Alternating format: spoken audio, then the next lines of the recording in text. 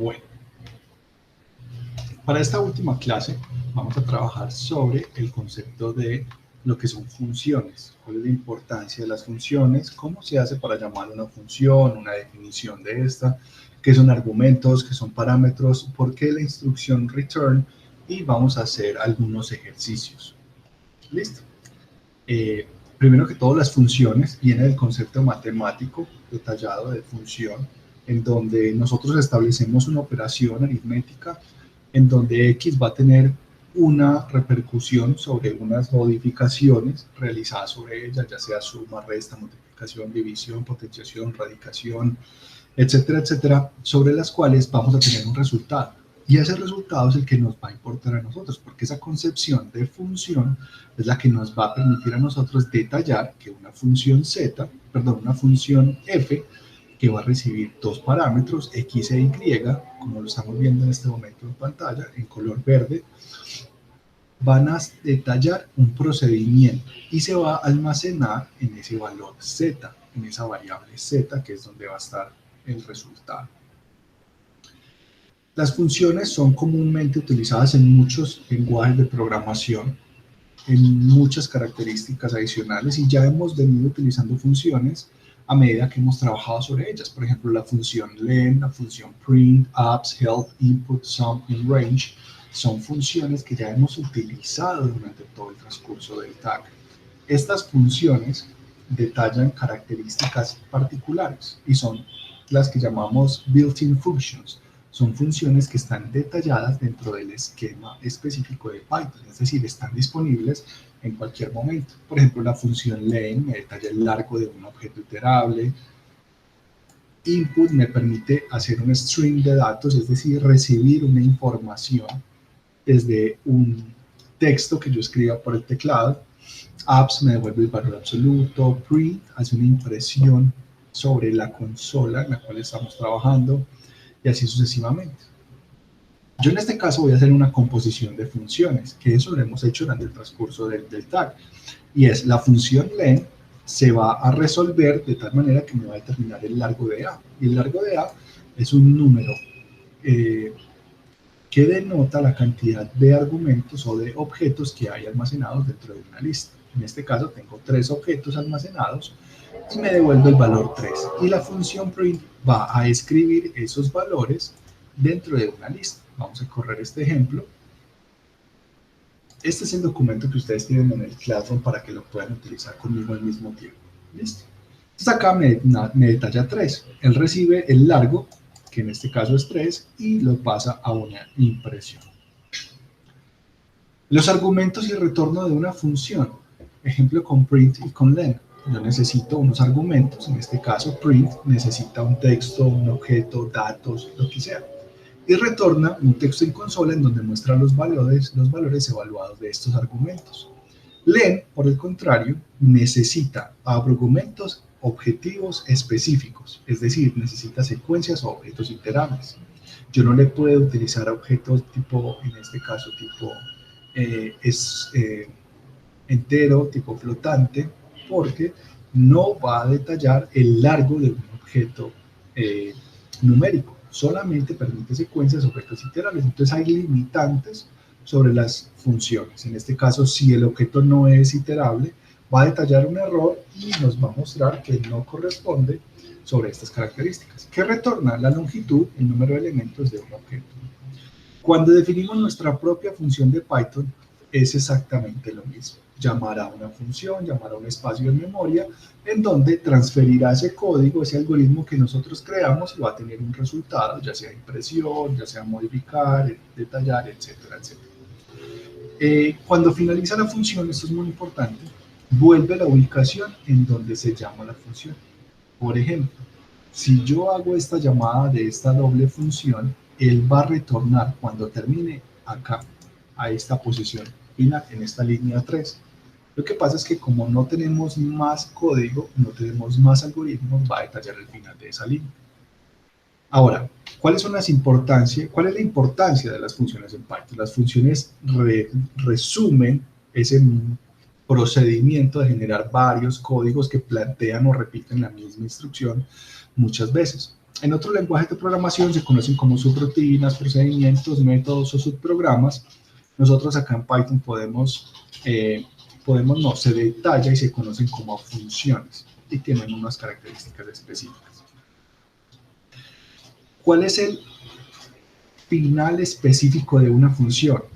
Es la característica de no repetir lo que ya existe. Es decir, usted no va a hacer un código pequeñito que lo va a copiar y lo va a pegar en muchas partes de su programa. La idea es copiar ese código, embedirlo o meterlo o encapsularlo en una función que reciba algunos datos y que siempre lo pueda llamar desde cualquier instancia. Yo no necesito empezar a copiar y a pegar ese código que lee y procesa una aplicación matemática en cualquier parte de nuestro programa, sino que yo lo puedo encapsular en una función y llamarla cuando esté, y no empiezo a pegar y a reemplazar y a copiar y a pegar, y de pronto puedo generar errores. Si hay algo que está claro dentro del mundo de la programación es que a menos cantidad de código usted haga, menos cantidad de errores o bugs va a tener su algoritmo o su programa. Eso es, pero computaciones de coquito. Entre menos código usted tenga, menos errores vas a generar. Y la idea es seguir con el método Don't Repeat Yourself, que es DRY. Es decir, no repita código que usted ya tiene realizado. Encapsúlelo, trabájelo y llámelo cuando lo necesite. Algo muy claro es que hay que tener en cuenta es la modularidad.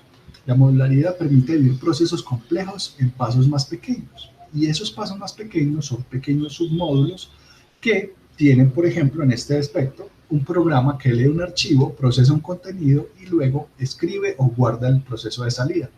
El código sería este. Yo tengo un programa principal, leo un archivo, estos statements son líneas de código que hace el programa. El código para procesar el archivo serían estos statements y el código para imprimir el archivo serían estos statements. ¿Cómo haría yo para leer un archivo? Con un open, con un read, con un input, etcétera, etcétera, y ya tengo el almacenamiento. ¿Cuál es el código para procesar el archivo? Condicionales, ciclos, estructuras, booleanos, etcétera. ¿Y cuál es el código para imprimir el archivo? Usando print, usando write, usando os.remove, os.save, os, etcétera, etcétera. Entonces yo tengo un módulo de acuerdo a cada necesidad que esté el algoritmo detallando. ¿Qué es lo que yo debería hacer? Definir funciones que vinculen esas características en algún tipo de estructura. Y yo puedo clasificar esto con una función, puedo clasificar esto con otra función que se llama procesamiento, la anterior se llamaba lectura, read file, esta se llama write file, que es de escritura, y al final el programa solo sería llamar esas instancias, que es lo que hemos venido haciendo. Mira que tiene los mismos paréntesis de cuando nosotros estamos llamando len, cuando estamos llamando print, cuando estamos llamando help, etcétera. Este ejemplo quedaría modularizado, ¿cierto?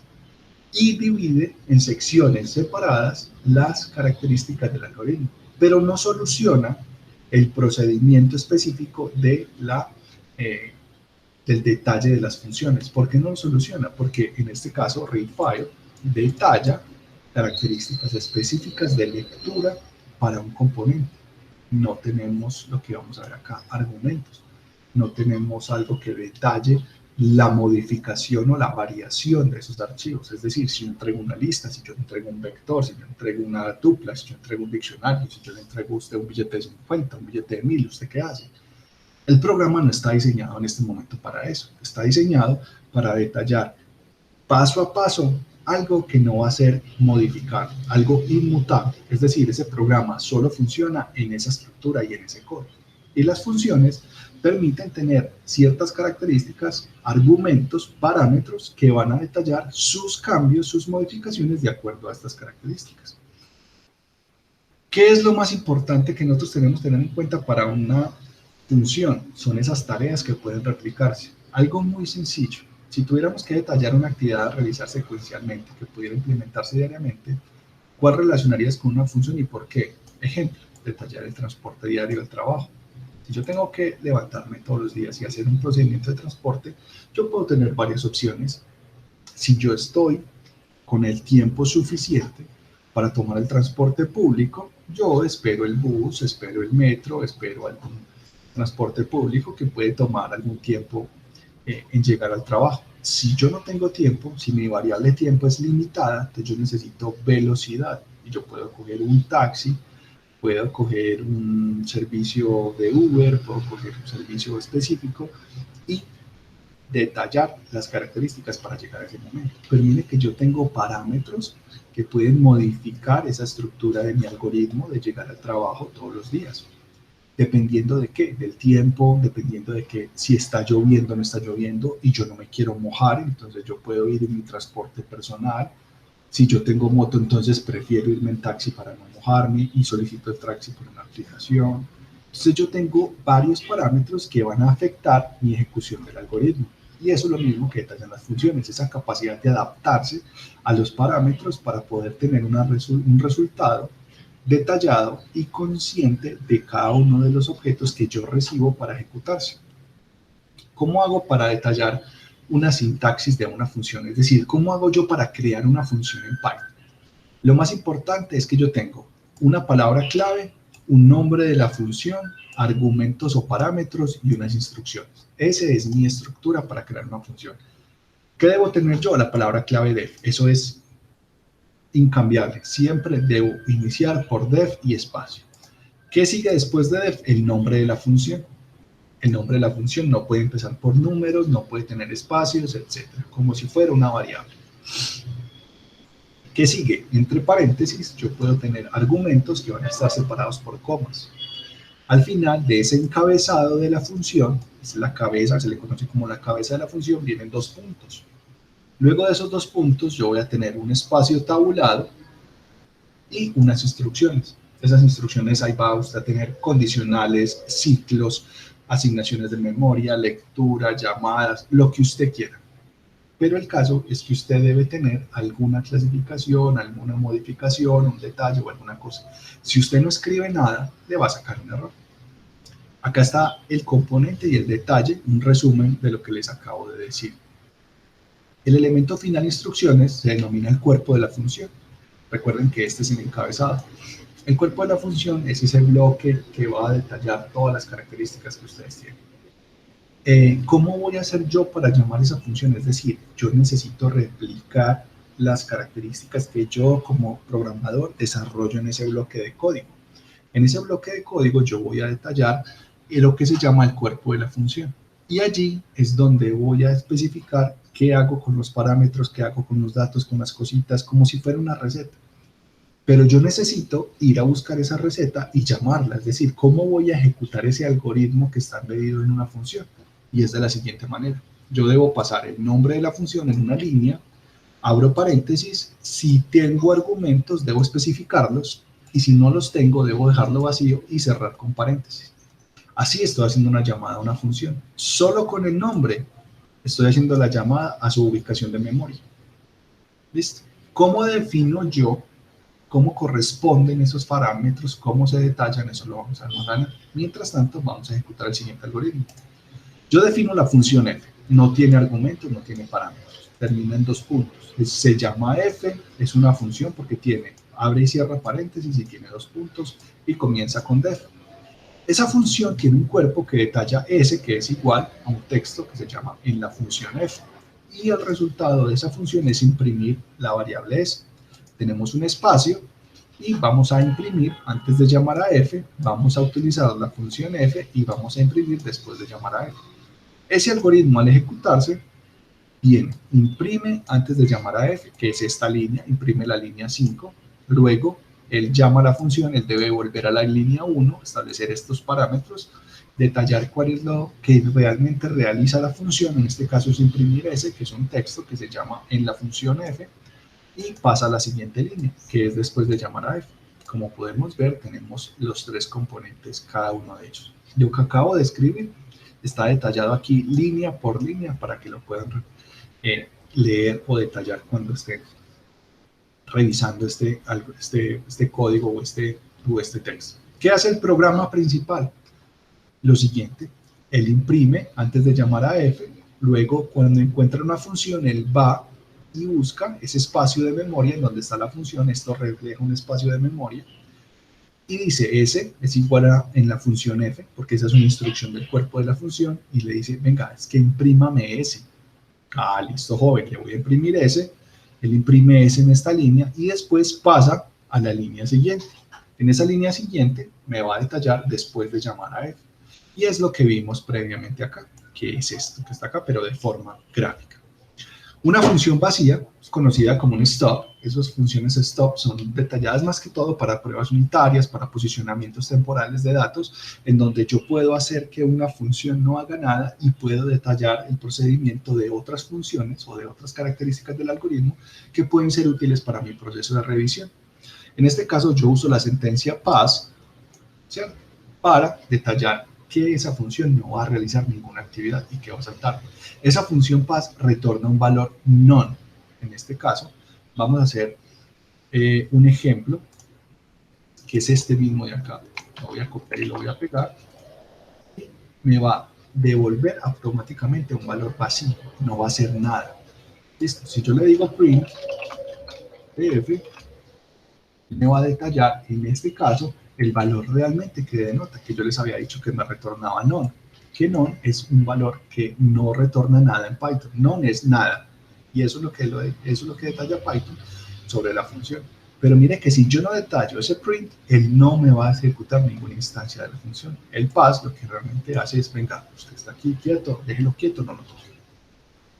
Vamos a hacer un ejemplo de funciones y vamos a utilizar el característica tiempo que va a tener detallado Python dentro de sí.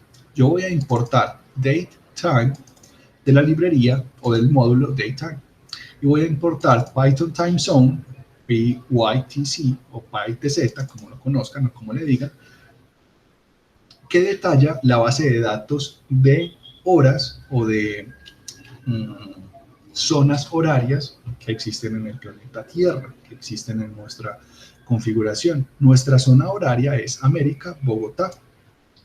Yo voy a llamar a la función hora colombiana, abro y cierro paréntesis y 2 puntos. Digo que Bogotá es una zona de tiempo, un time zone, relacionada con América, Bogotá.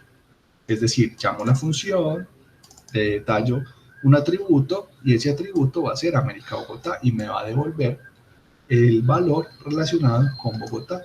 Ahora yo quiero que mi fecha y hora sea un datetime.now, es decir, de fecha, tráigame la fecha y hora de hoy, pero ¿de qué parámetro? De Bogotá. Mire que yo le estoy entregando Bogotá a la función como si fuera len, como si fuera print, etc. Estoy entregando un argumento. Y él me va a imprimir la hora colombiana, 2 puntos, comillas, coma, fecha hora punto strf time. strf time es string format time, es decir, es una tabla de formato de contenido de horas. Y yo le digo, imprímame la hora, los minutos y los segundos. En este caso me debe imprimir 18:20, creo que son las 18:20. Ahí está, 18:20 con 27 segundos. Y me pone el texto hora colombiana. Vamos a hacer el siguiente ejercicio, que ese sería el ejercicio número 2. Definir una función que imprima datos relacionados con el sistema operativo. Entonces ya en este caso voy a llamar los componentes de la plataforma, que es el sistema heredado sobre el cual estoy alojado, y importar el sistema. Sistema es la versión de Python. Sistema no es el sistema sobre el cual estoy. El sistema es mi consola de Python. Y plataforma sí es mi sistema operativo. Entonces yo voy a llamar la función imprimir detalles del sistema, no tiene argumentos, 2 puntos, y voy a imprimir la versión del sistema, voy a imprimir la plataforma, el sistema, voy a imprimir la plataforma, la máquina, voy a imprimir plataforma, su plataforma, y voy a imprimir la plataforma, la versión. Recuerden que cuando estamos hablando de plataforma es el sistema operativo sobre el cual estoy embedido, es decir, este espacio de memoria que me regala Python, que son esas 12 GB de RAM, ese 107 GB de disco de estado sólido, ahí conectado al engine de Python 3. Eso es un Linux y nos vamos a dar cuenta a continuación. Entonces le dice, mire que el system version es la versión 3.7.10 de Python, que está por defecto del 3 de mayo de 2021 a las 12:48 de la madrugada. Tiene el sistema de la plataforma es una serialización de GSC 7.5.0 Mire que la máquina es una máquina Linux, mire que la plataforma de la plataforma es un híbrido de 32 bits y 64 bits, y la versión de la plataforma, entonces aquí sí estamos, es un Linux que tiene un Ubuntu 18.04. Listo. Y la versión, en este caso, es los detalles temporales que están detallados en ella. Ahora, los argumentos son esos componentes que vamos a detallar cuando la función necesita tener algunas variaciones. Y es que hasta ahora no hemos detallado ningún argumento. Todas nuestras funciones son sin argumentos, es decir, abro y cierro paréntesis ahí mismo. Esas funciones sin argumentos son útiles, son muy funcionales, no se los voy a negar, pero en algunos casos voy a necesitar que el comportamiento de la función varíe de acuerdo a un dato que yo necesito identificar. ¿Qué pasa con los argumentos de Python? Los argumentos de Python son posicionales. ¿Cómo así que posicionales? Es decir, son obligatorios y son detallados en el momento y en el orden en el cual fueron creados. ¿Listo? Es decir, si yo defino mi función f, que es cantidad, artículo y precio, yo voy a detallar imprima cantidad, artículo y precio en este caso. Nótese que el formato que estamos utilizando en este nuevo tipo de impresión está utilizando un nuevo formato de impresión que se está detallando desde la versión 3.7, que ya lo podemos utilizar. Al principio del semestre, cuando estábamos trabajando, teníamos la versión 3.6 y la versión 3.6 no tenía formatos de una sola asignación. Estos formatos de una sola asignación ya están más refinados. Esto es lo mismo que decir cantidad, o sea, abro, cierro, espacio, cuesta, plata, abro, cierro, punto format y paso las variables. Mire que ese punto format ha sido reemplazado por una F al principio del texto. Y esa F al principio del texto me permite que yo pueda denotar las variables dentro de los corchetes y yo pueda definir la variable, dos puntos y su formato. ¿Cómo llamo yo la función? La función la voy a llamar de la siguiente manera. Voy a especificar el nombre de la función, voy a especificar la cantidad, voy a especificar el artículo y voy a especificar el precio. Y lo que realiza esta función es imprimir formateado la cantidad del artículo y el precio, como lo vemos a continuación. ¿Qué son los parámetros en este caso? Son cantidad, artículo y precio. ¿Y cuáles son mis argumentos? Son 1, docena de huevos y 1800. Acá vemos la diferencia entre parámetro y argumento. Entonces, parámetro son las variables y argumento es el contenido que yo le voy a entregar o los datos que van a recibir las variables. En esta imagen está resumido lo que les acabo de explicar. El llamado de la función y la definición de la función. Cuando yo hago el llamado de la función, estoy utilizando f, abro paréntesis, entrego los argumentos y cierro, que son parámetros para la función. Pero cuando yo realizo su definición, tengo que detallar parámetros, que son cantidad, artículo y precio, de definición f, y son parámetros formales para la función. Listo. Aunque, como dice acá, aunque los argumentos posicionales es la forma más sencilla de pasar datos a una función, es decir, yo tengo 3 parámetros, debo entregar 3 argumentos y son posicionales, es decir, el orden importa, no hay nada que me impida a mí modificar o cambiar esos argumentos posicionales, pero el programa funciona de acuerdo al orden en el que fue especificado. Hay otras características que yo puedo hacer que son los argumentos tipo keyword. Bueno, vamos a correr este argumento. Mire que acá está, llamo f y me imprime una docena de huevos, cuesta 1800 pesos. Y los argumentos tipo keyword son esos argumentos en donde yo puedo detallar el valor específico sobre cada una de esas variables y no importa el orden sobre el cual esté trabajando. Yo puedo detallar esas características en diferente orden, pero le estoy dando el valor a cada uno que yo necesito. Y de esos argumentos tipo keyword se validan mucho los argumentos opcionales. Los argumentos opcionales, cuando yo defino mi función y le asigno un valor, se vuelve un argumento opcional.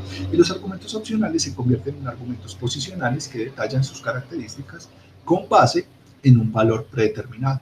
Es decir, si yo no entrego el precio, él por defecto me va a asignar 1800. Si yo no entrego el artículo, él me va a asignar por defecto docena. Y si yo no entrego la cantidad, él por defecto me va a entregar 1.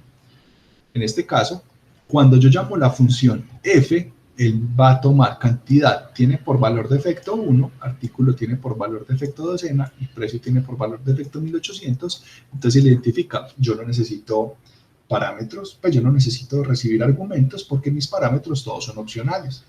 En este caso me va a imprimir una docena, cuesta 1800, pero si yo entrego 1 empanada de 500, él va a modificar los valores detallados para cantidad, artículo y precio, y va a imprimir los valores que fueron, en este caso, pasados como argumentos de esa función.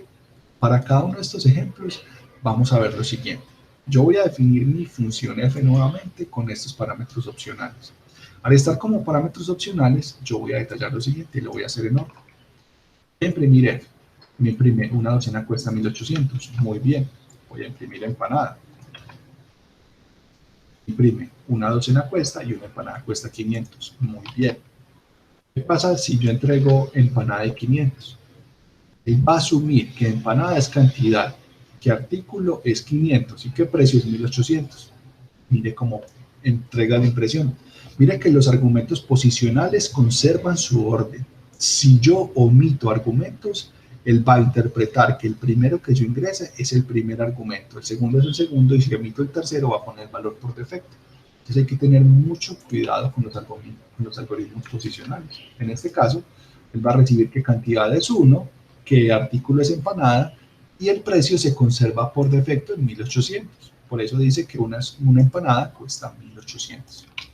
En este caso, si yo le paso solamente 1, él va a decir una docena cuesta 1800, porque la cantidad no modifica. Pero si yo entrego 10, él va a detallar que 10 docena cuesta 1800. O sea, hay que tener mucho cuidado con eso. Y por último, si yo especifico como un keyword argument, mire que yo estoy haciendo una asignación de argumento tipo keyword, que es donde yo en mi llamado de la función estoy asignando la variable tal y como es. Yo puedo detallar que el artículo buñuelo de 1 va a costar 1800, como vamos a ver a continuación. En este caso tengo un buñuelo, cuesta 1800. ¿Listo?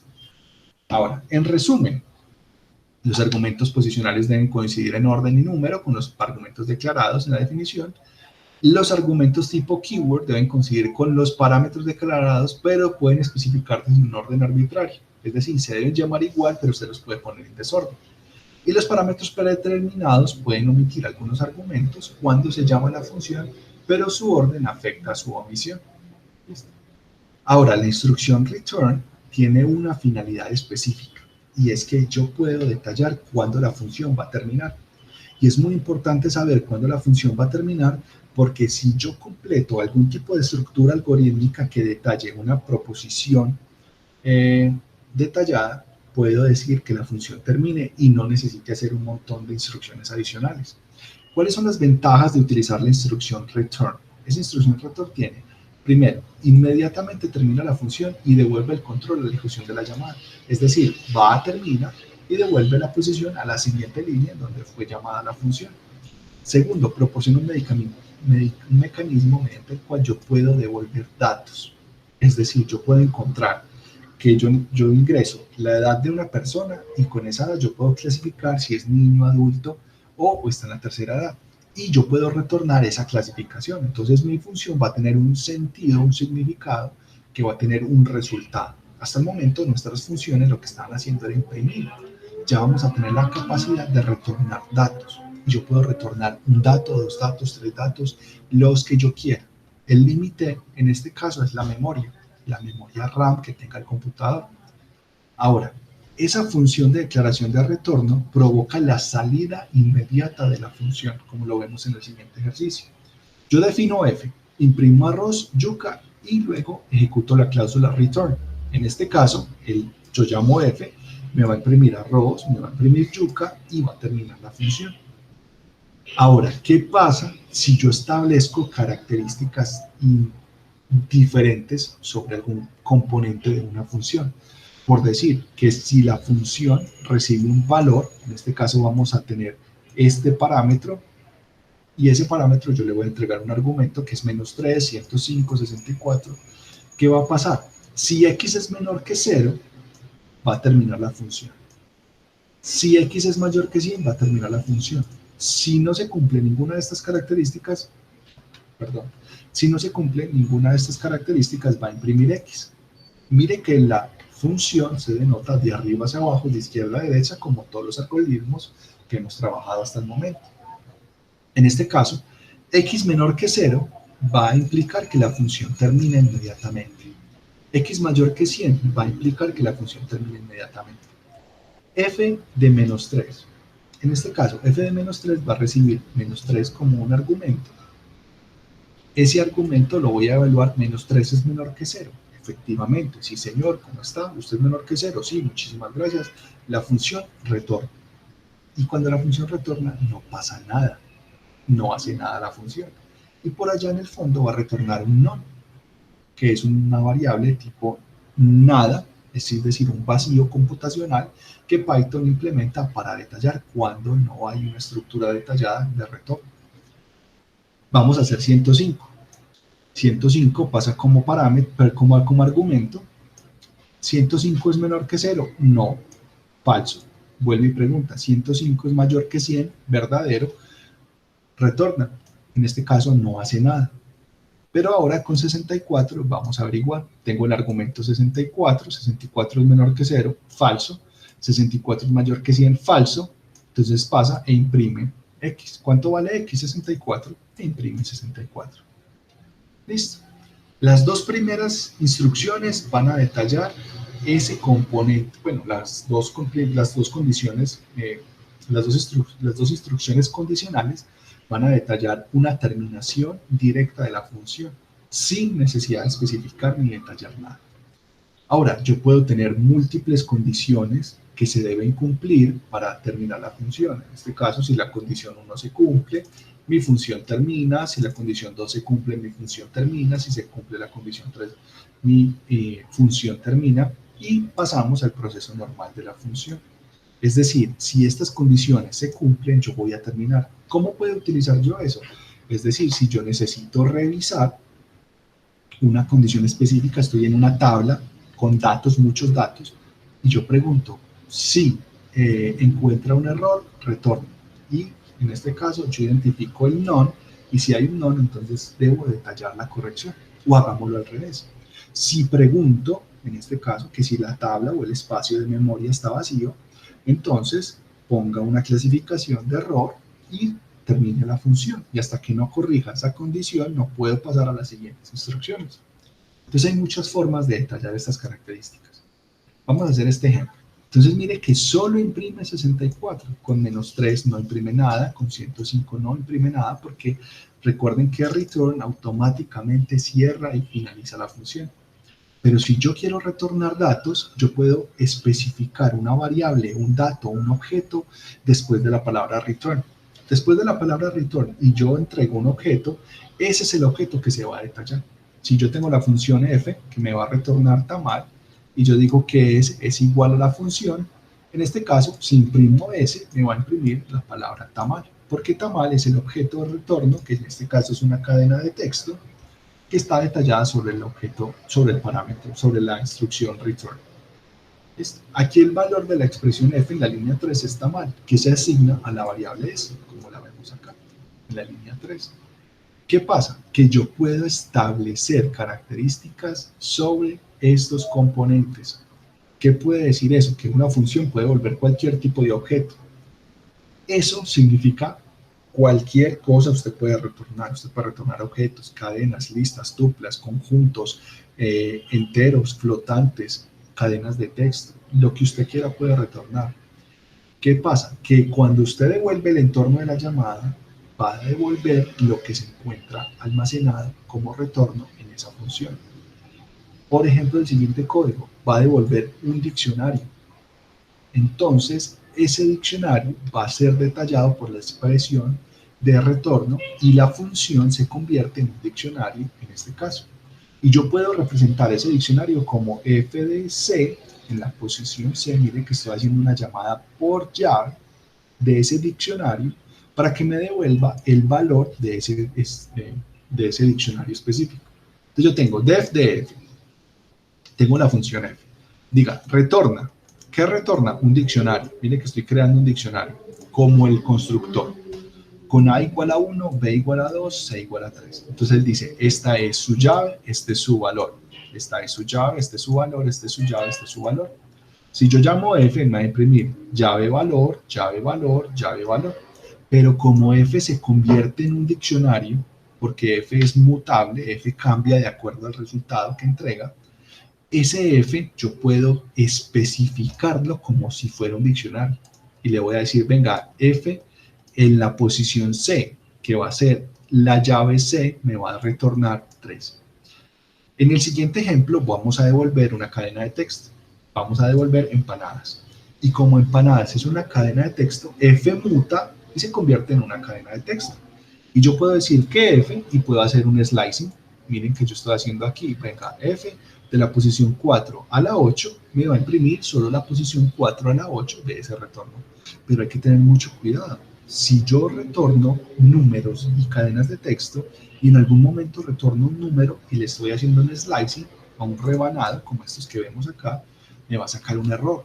¿Y por qué me va a sacar un error? Porque los números enteros no tienen slicing. Entonces hay que tener mucho cuidado. O devolvemos siempre cadenas de texto o devolvemos siempre números. Hay que ser muy cuidadoso con esos datos. Aquí F devuelve una lista que se puede indexar o dividir. Entonces yo le voy a decir que retorne arroz, papa, yuca y plátano.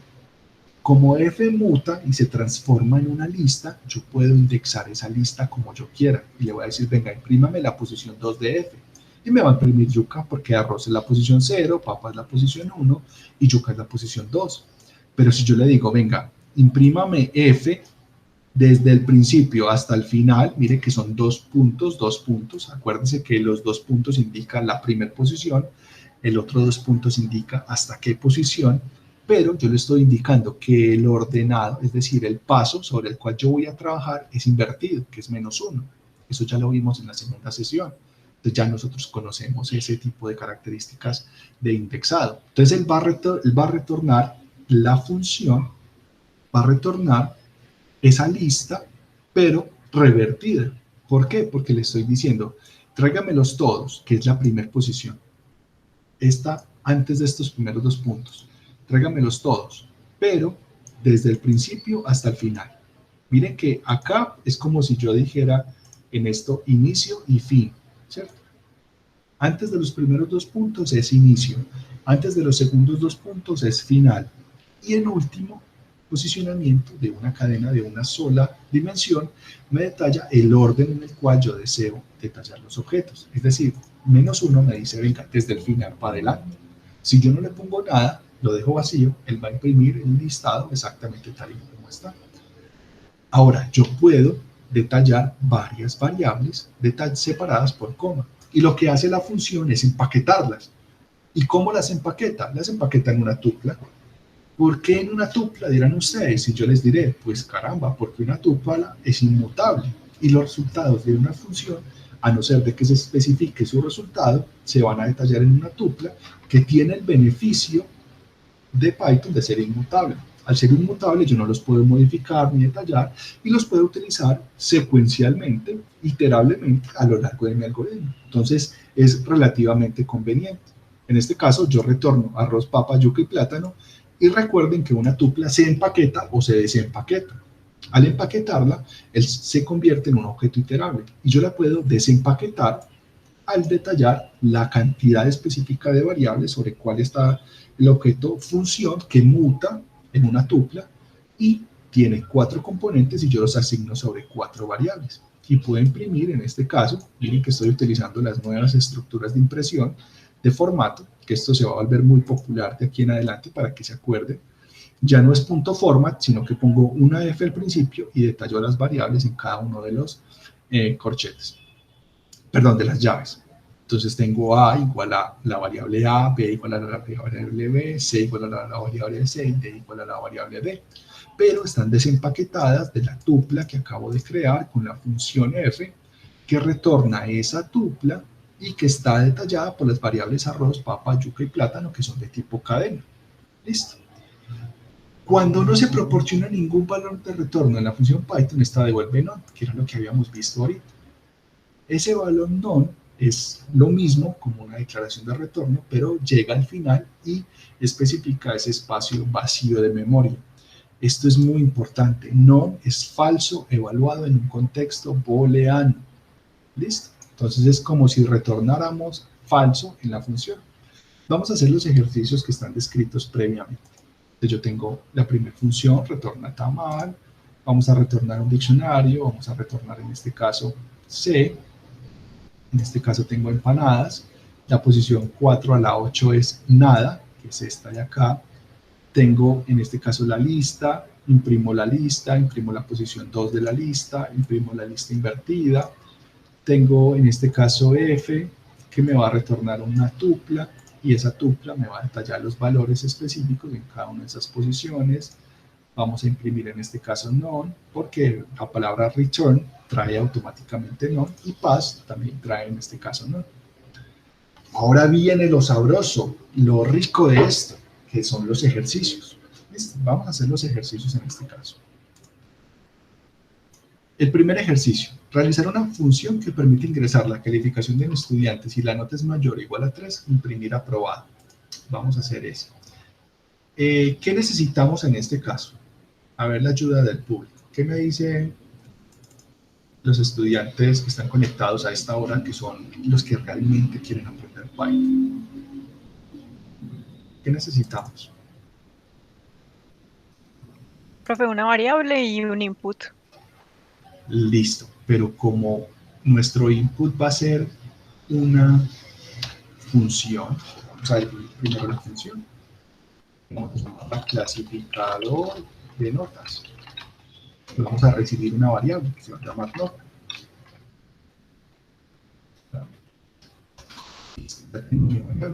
Si nota, eso ya lo habíamos hecho, mayor igual a 3, entonces yo voy a decir print que ganó. De lo contrario, yo voy a decir print, perdón.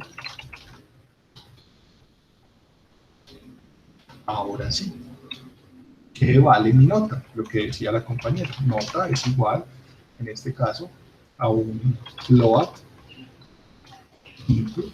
Voy a convertir a flotante lo que me ingrese el usuario. Le voy a decir ingresar nota. Control, abro espacio. Y voy a llamar el clasificador de notas. Entonces le voy a decir exactamente esto. Ahí está. ¿Qué hace el clasificador de notas? Recibe la nota que está detallada por un float input, ingresar nota, y va a clasificar la nota. Vamos a ver cómo funciona esto. Ingresar nota, vamos a ponerle 3. No, vamos a ingresar nota 1. Perdió, vamos a ingresar nota 6. Ganó. Mire que con 6 también gana la materia. Listo. Jóvenes, ¿alguna duda hasta el momento? Ok. Realizar una función en el segundo ejercicio que permita detallar si una nota se encuentra bien categorizada. Es decir, que la nota sea superior o igual a 0 y menor o igual a 5. Y retornar verdadero, true, en este caso, si es correcto, y false, si no es correcto. Vamos a hacer ese ejercicio. Yo tengo mi validador de notas. Este es mi clasificador. Yo voy a clasificar si gano o no, pero ahora voy a definir un validador. Validador de notas. Voy a recibir yo la misma nota, no hay ningún problema. Tengo la misma nota. Ahora, ¿qué tengo que preguntar? Si la nota es mayor o igual a 0, AND es un operador lógico que me denota que tanto la proposición izquierda como la proposición derecha deben ser ambas verdaderas para que pueda detallar que va a retornar verdadero. En este caso, nota debe ser menor o igual a 5. Pongo 2 puntos para terminar el encabezado de la condición, la expresión condicional, y voy a retornar true. De lo contrario, ¿qué debo retornar? False, aquí están los puntos. Listo, vamos a detallar otra vez si el validador de nota funciona. Vamos a utilizar el mismo procedimiento anterior para leer una nota y ahora vamos a hacer un clasificador de nota. Vamos a correr el ejercicio. Vamos a ingresar en este caso 6. retorna falso, es decir, la nota no me sirve. Vamos a ingresar 3,5. Ese verdadero, la nota me sirve. Vamos a ingresar 0, la nota me sirve. 0 es una nota. 1, vamos a ingresar menos. Ese falso. Y ya tenemos nuestro validador, chuleado. Vamos a hacer el ejercicio 3.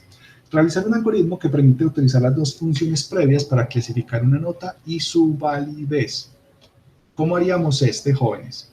Yo voy a necesitar mi nota, eso es impajaritable. Luego de tener la nota, ¿qué debo hacer?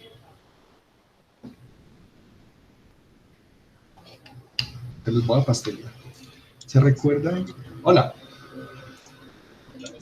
Profe, pues primero clasificar si la nota es válida, o sea, si es true o false.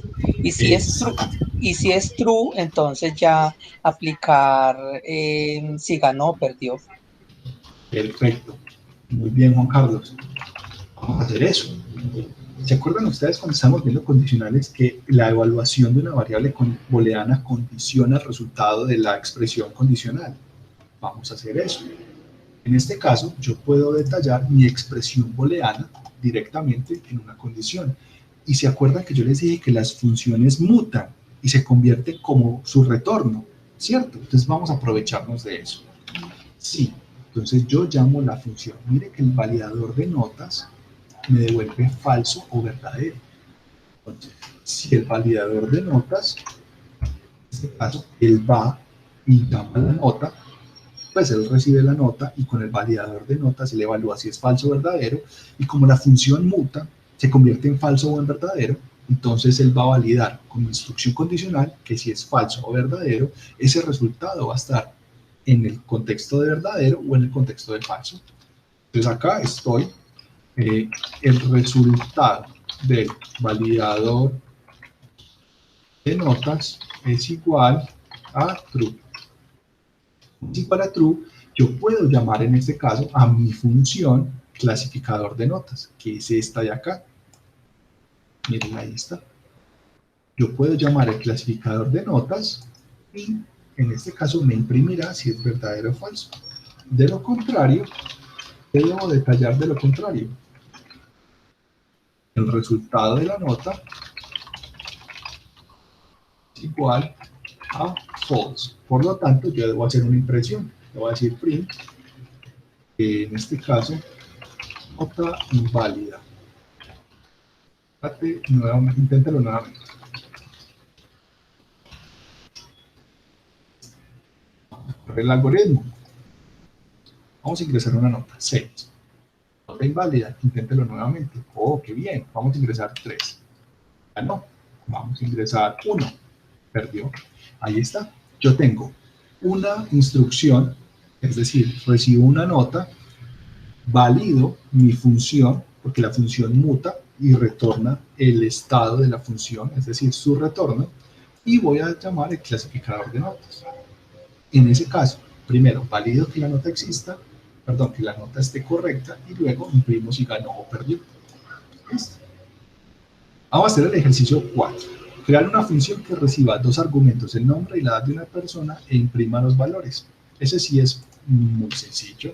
Vamos a hacer acá nombre, va a ser igual a input. Y vamos a decir ingresar nombre. Y que edad, va a ser igual a input, ingresar edad. Lo puedo hacer de dos formas. En este caso yo puedo decirle imprima los datos o simplemente que retorne los datos. Vamos a hacerlo de las dos formas. Entonces vamos a decir def, vamos a hacer en este caso nombre, edad con print, y vamos a recibir dos parámetros que van a ser nombre, edad. Cuando yo estoy detallando con print, puedo hacer lo siguiente, print, paréntesis, nombre, coma, espacio, coma, edad. O puedo decir una rayita para que no se vea tan feo. Y vamos a crear una siguiente función que se llame nombre, edad, con return, Y vamos a recibir nombre, coma, edad. Y vamos a darle return, nombre, coma, edad. Vamos a ver qué nos retorna estas dos funciones. Yo le voy a decir nombre, edad, print. Le voy a pasar nombre, coma, edad, que son esas dos variables que acabo de crear, que son estas. Y le voy a decir nombre, edad, pero nombre, edad, return. Vamos a ver, nombre, vamos a poner Bruce Wayne. Edad, Bruce Wayne en este momento debe tener por ahí 80 años. Me dice Bruce Wayne, rayita 80, y mire que me retorna una tupla. Mira que está entre paréntesis.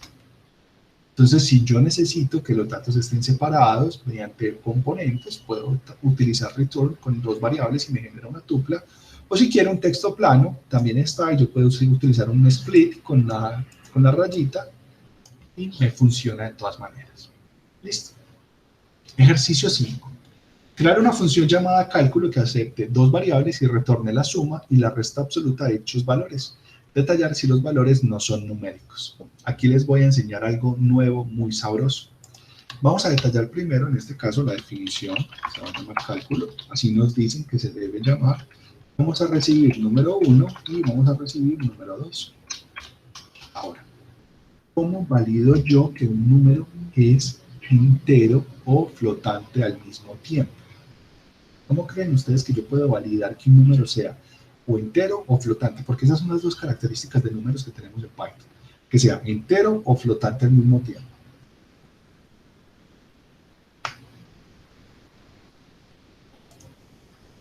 Profe, habíamos utilizado una función que se llamaba isNumeric.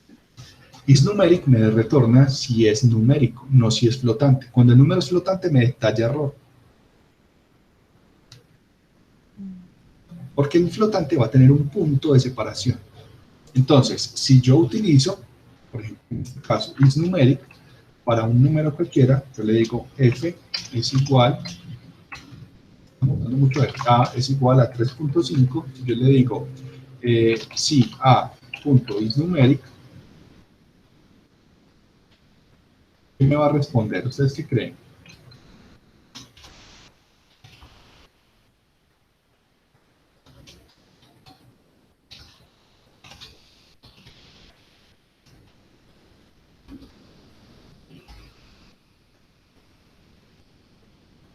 ¿Sí ven?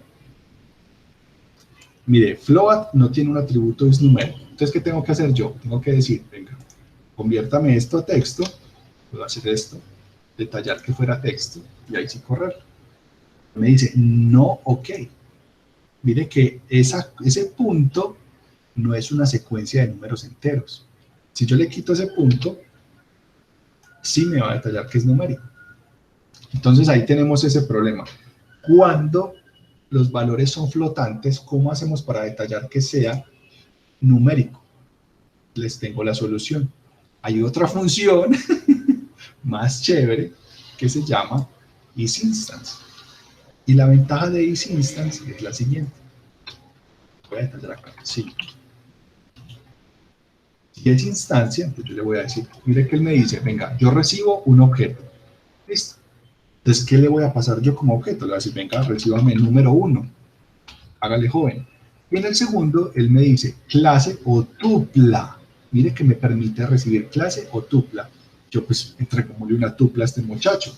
Y le voy a entregar una tupla de clases entero o float. Listo. ¿Qué pasa? ¿Qué es lo que hace isInstance? isInstance va y busca a la memoria, en la memoria de Python, ¿listo? Que es donde estamos almacenando número 1 y número 2. Él va y busca, venga joven, número 1, ¿usted qué es? Le va a decir, joven, yo soy número 1 y yo soy una variable flotante. Ah, usted es una variable flotante, muchísimas gracias. Si flotante es instancia de número 1, retorna verdadero. Si entero es instancia de número 1, entonces retorna verdadero.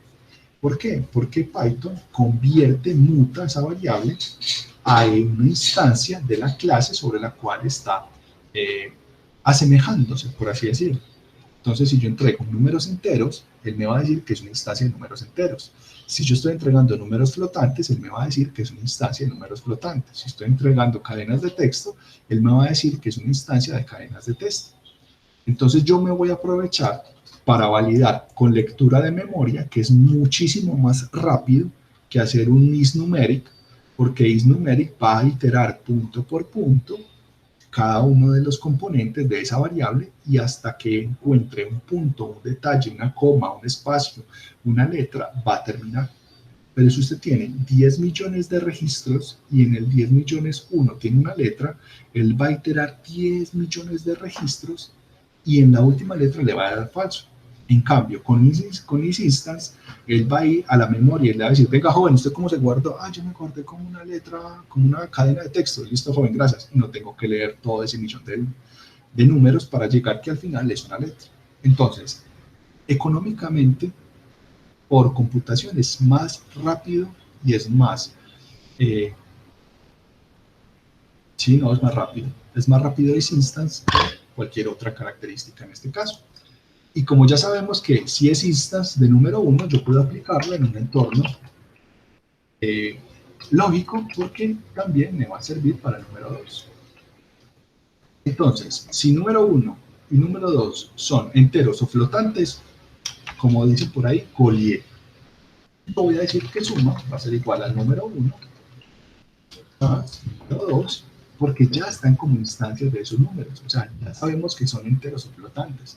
Y si uno es flotante y el otro es entero, aplica la regla de la caja que yo les expliqué, que cuando hay una caja muy grande y una caja pequeña, todo se va a expresar en términos de la caja muy grande. Es decir, si yo tengo enteros y flotantes, todo se va a expresar en términos de números flotantes. Si yo tengo entero y entero, la caja más grande es entero, por lo tanto ambos se van a expresar en números enteros. Y resta va a ser igual al valor absoluto de número 1 menos número 2. Ya tengo mis datos. Ahora, ¿qué tengo que hacer? Return. Lo puedo retornar como una tupla, suma, coma, resta. Y en este caso, un else me va a detallar que va a ser un return de ¿qué? De un error. Y vamos a aplicar los conceptos de ambigüedad que debemos trabajar en la computación. En la computación usted no puede dar información a no ser de que se lo pidan explícitamente. Por eso cuando usted escribe el usuario y la contraseña, a usted no le van a decir, venga, es que esa contraseña está mal, venga, es que el usuario está mal. No, usted le dice usuario o contraseña inválidos. Entonces yo voy a decir acá, al menos una de las variables no es numérica. Esto es muy utilizado en la computación, para que se vayan acostumbrando. A no dar información, no podemos dar información de nada. Vamos a imprimir cálculo ¿de qué? De dos variables cualquiera. Yo puedo pasar 1, voy a pasar 1 y voy a pasar 2,5. En este caso me debería retornar la suma 3,5 y la resta 1,5. Mire que están empaquetaditas en una tupla. ¿Listo? Jóvenes, ¿dudas hasta el momento?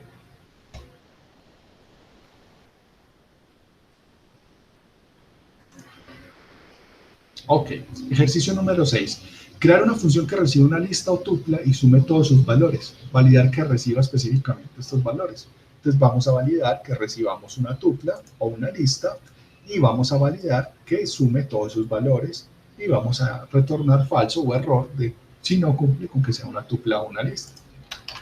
Así es como funcionan las instrucciones cuando usted dice len de 5 y le saca un error. Él va y verifica que 5 sea una instancia de una lista, una tupla, un conjunto, un frozen set, etcétera, y saca el error. Así funciona la programación de como de optimizada, por así decirlo. Listo. Entonces vamos a definir sumar list tupla y sumar list tupla va a ser de la siguiente manera. Va a recibir una listla. Listo. Para recibir una listla, que puede ser una lista o una tupla, yo voy a sumar listas o tuplas. Yo debo determinar si son instancias, si es instance de qué. Listla debe ser instancia de list o de tupla, list o tuple. En este caso, si es instancia de list of tuple, yo tengo que me retorna verdadero. Y como me retorna verdadero, voy a iterar, suma va a ser igual a 0. Y en este caso, para i en un rango, perdón, en un rango no, en listla, porque recibimos una listla, una lista o una tupla, y voy a decir que suma va a ser igual a más igual. ¿Y qué pasa? Que yo debería detallar que sí sea entero o flotante. Se los dejo de tarea.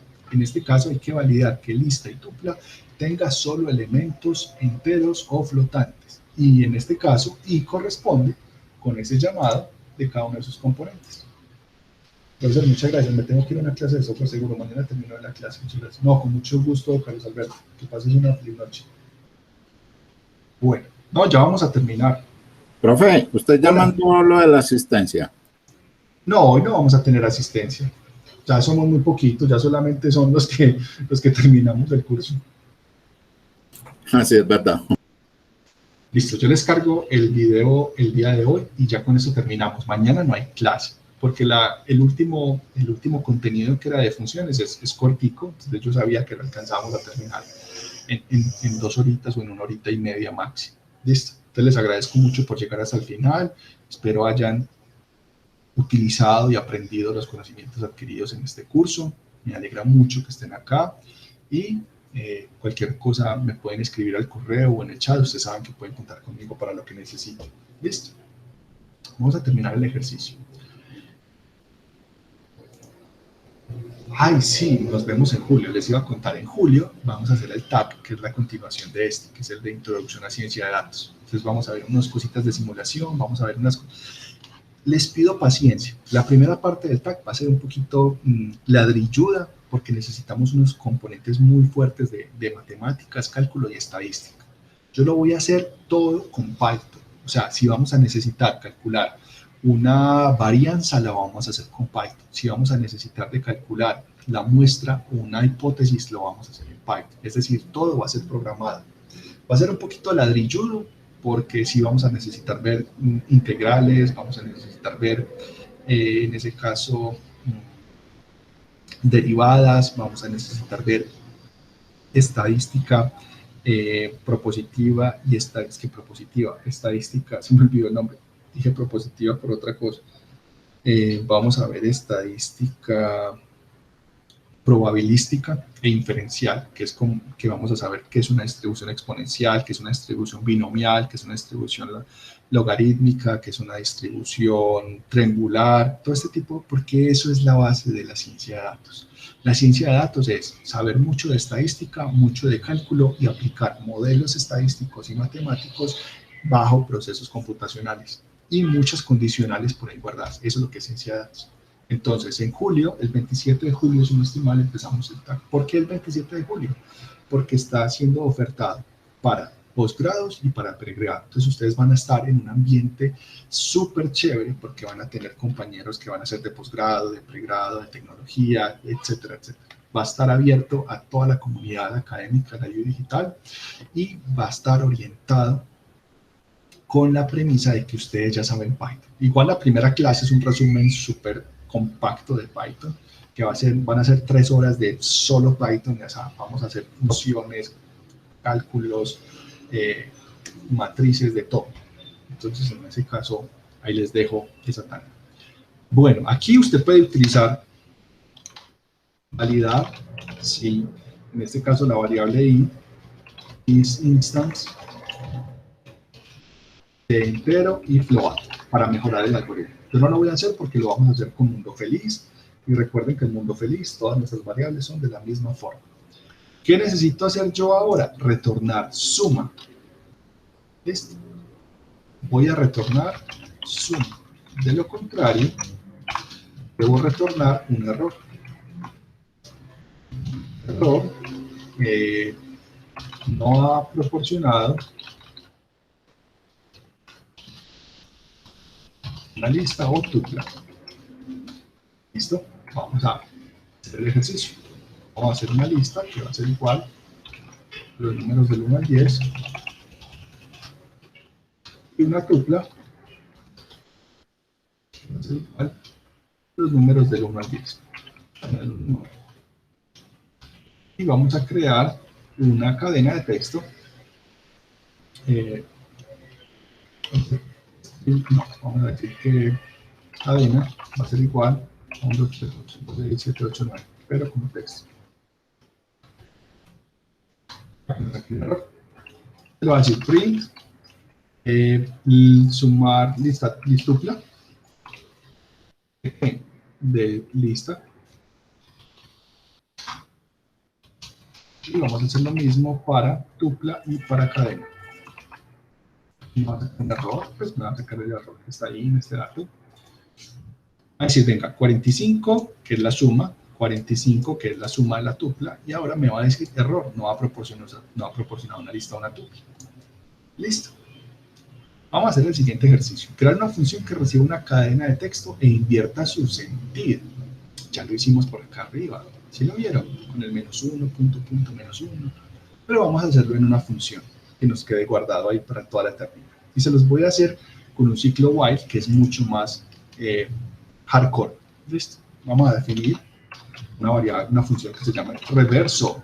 Y esa función reverso va a recibir una cadena.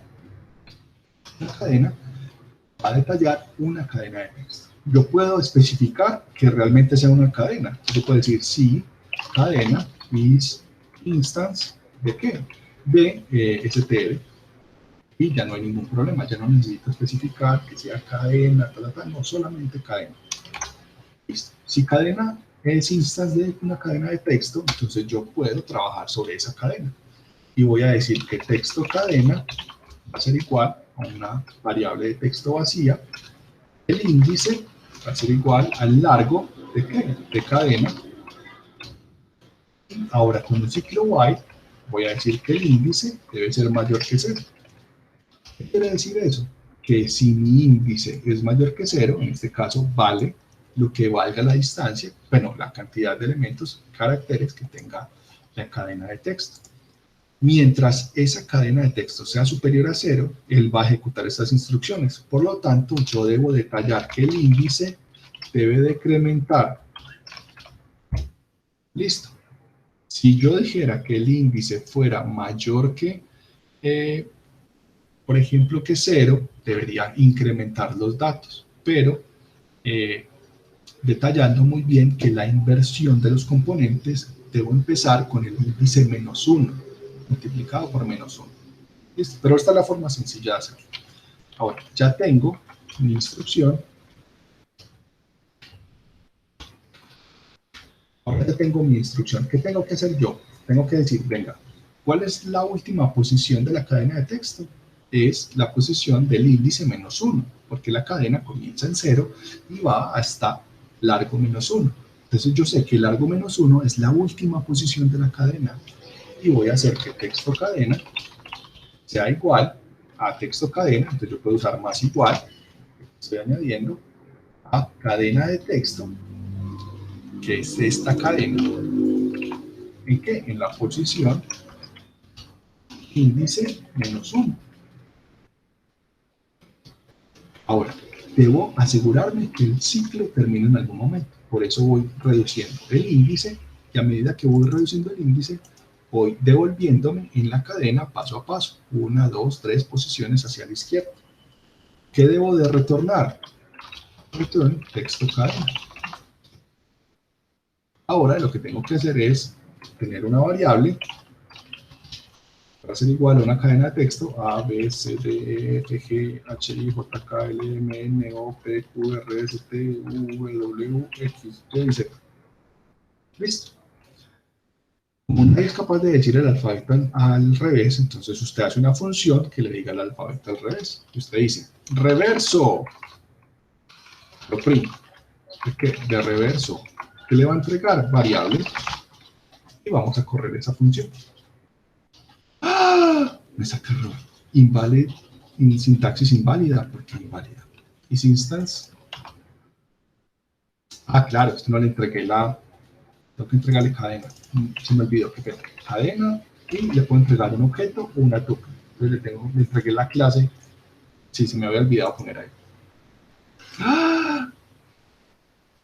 Is instance y cadena. ¿Por qué me está sacando error? Estoy usando lo que es en cadena. Ahora sí, estoy utilizando la variable como el componente externo y era el componente interno. Es así, cadena debe estar relacionado con la clase cadena, bueno, cadena de texto. Y isInstance me retorna falso verdadero.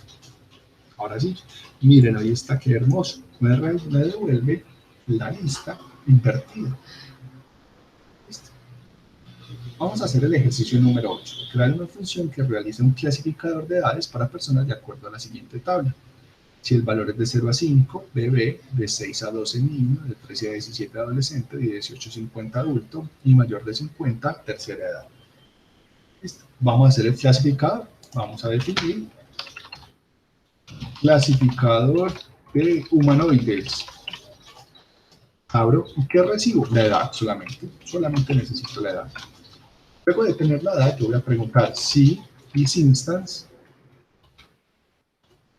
edad debe ser instancia de ¿qué? ¿De entero o de flotante? Si es instancia de entero o flotante, entonces yo ya puedo hacer un clasificador por extensión. Lo voy a hacer por extensión, ¿listo? Entonces, si edad es mayor o igual a 50, entonces yo estoy print. ¿Lo hacemos con print o con return? ¿Qué dicen ustedes?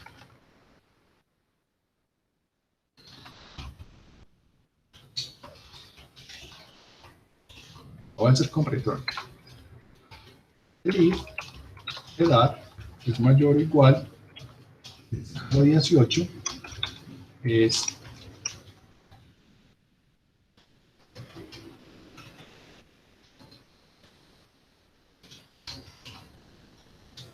adulto. Lo contrario, si edad es mayor o igual a 13,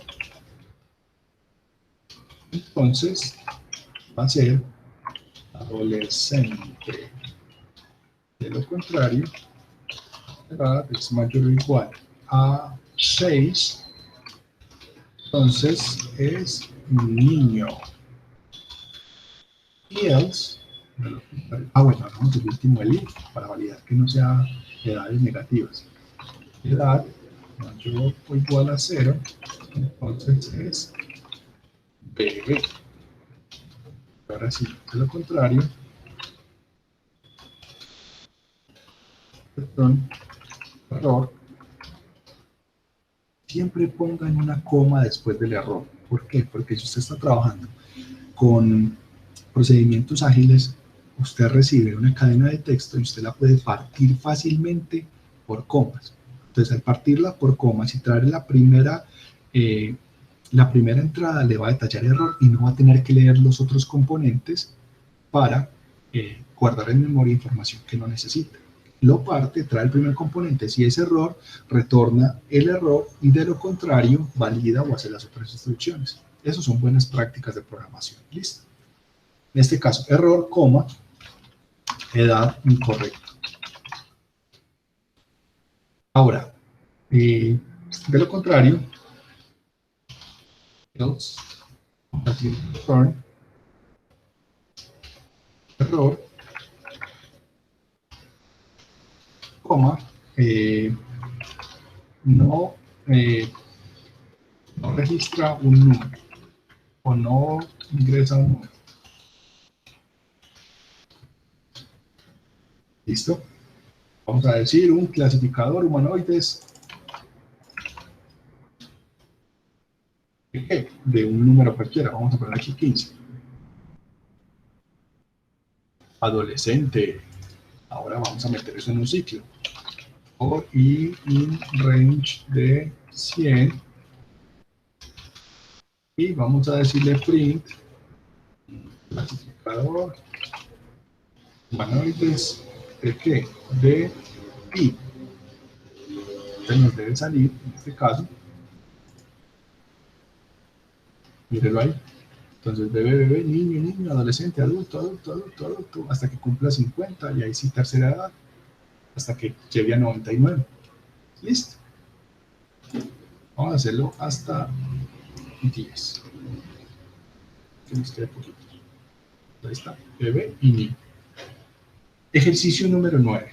Crear una función que realice un contador de letras mayúsculas y minúsculas de un texto dado. Opciones de ejecución, usar diccionarios, usar listas. Yo lo voy a hacer con las dos. ¿Listo? Vamos a hacer el primero.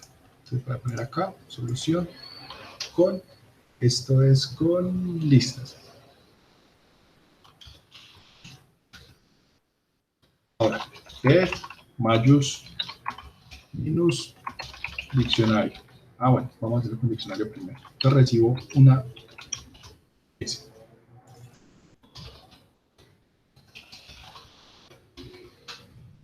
Ahora, D va a ser igual a un diccionario de mayús en la posición 0, coma, minus en la posición 0. Es decir, 0 mayúsculas, 0 minúsculas. Ahora, para C, en S, voy a recorrer la cadena de texto que me van a entregar para C en S y le voy a decir si C.ISuper, es decir, es mayúscula, porque hay una función que me detalla si es mayúscula o no. Voy a decir, venga, D en la posición mayús, recuerden que esto es un diccionario, yo lo puedo llamar directamente como mayús, que es la llave. Utilizo aquí doble comilla.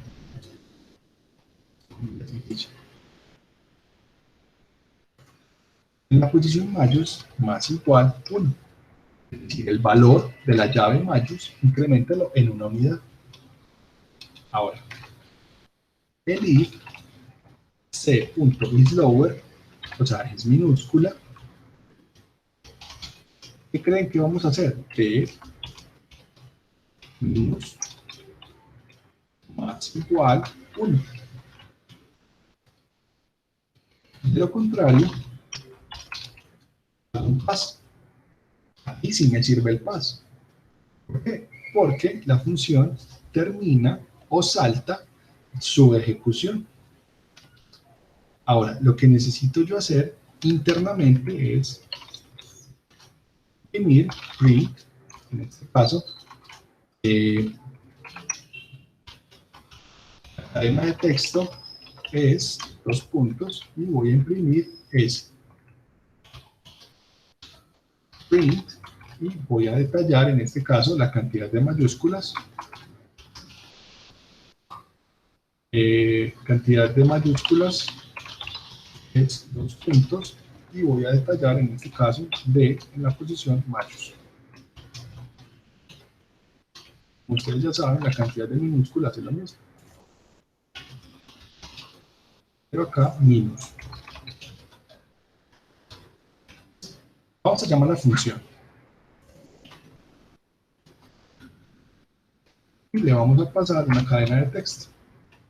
Esta cadena.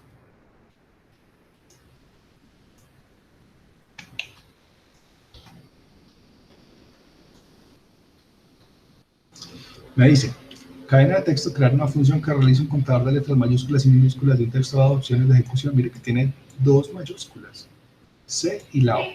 Me dice que tiene 2 mayúsculas y 94 minúsculas. Vamos a hacerlo ahora con listas. Se los voy a copiar y pegar acá para que lo detallemos. Tengo mayús, que es un vector, tengo minus, que es un vector, y tengo la misma letra S que va a recibir la cadena de texto. Lo mismo, en este caso, lo que voy a hacer es un mayús.append y un minus.append, es decir, voy a agregar las letras que son mayúsculas en un vector y voy a agregar las letras que son minúsculas en otro vector. Al final, lo que hago es contar las mayúsculas y contar las minúsculas.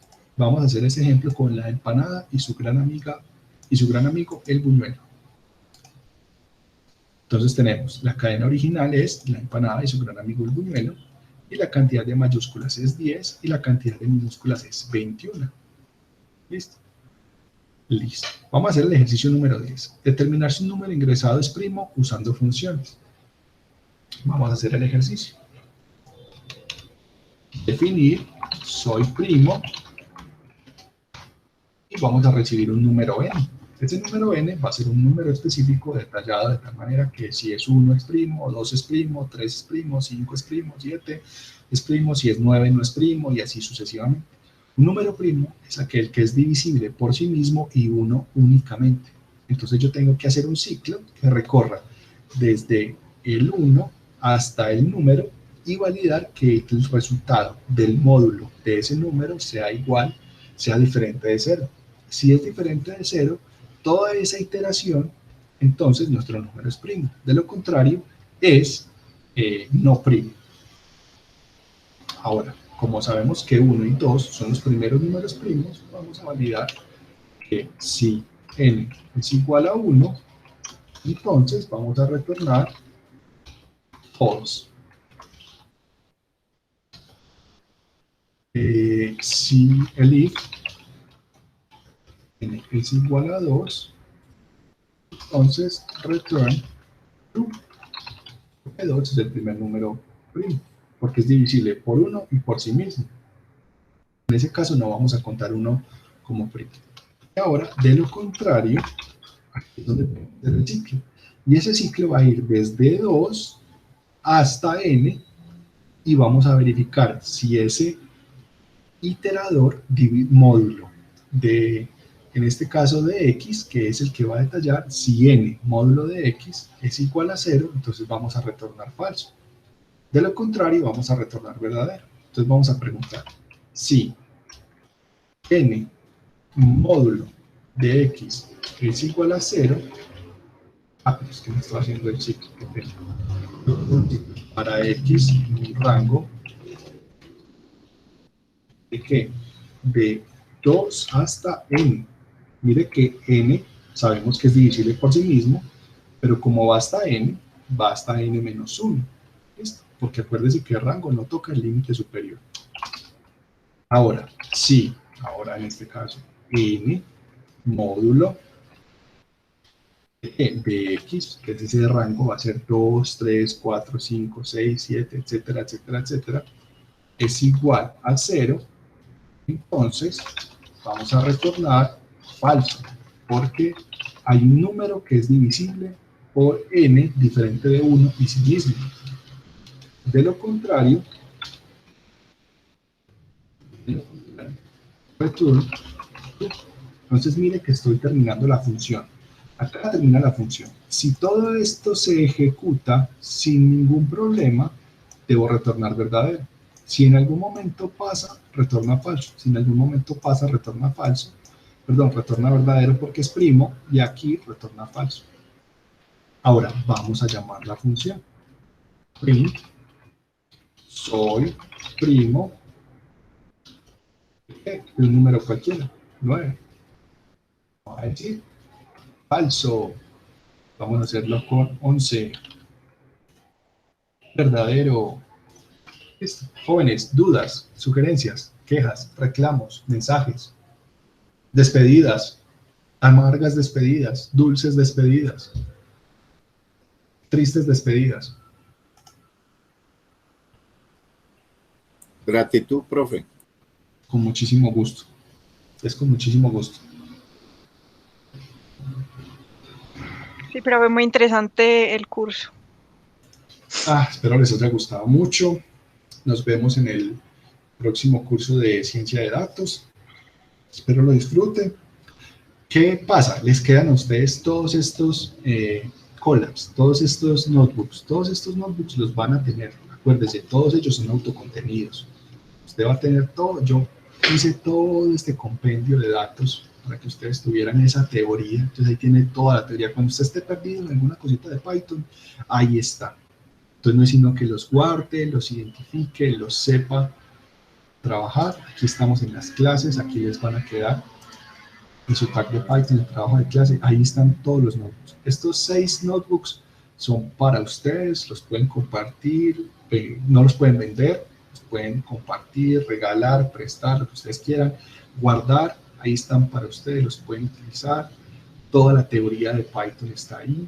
Ya ustedes tienen un conocimiento holístico de Python, ya ustedes saben cómo funciona, qué se hace y saben hasta funciones. ¿Listo? Jóvenes, muchísimas gracias. Pasen un feliz fin de semana. Cuídense mucho si van a salir, a marchar. Recuerden siempre primero la vida. Su vida es más importante que cualquier otra cosa. Háganlo con mucho cuidado y cualquier cosa que necesiten me escriben. Yo voy a estar disponible en este caso en el correo electrónico y en el chat institucional para lo que necesiten. Y muchísimas gracias por asistir a este curso. Voy a terminar la grabación.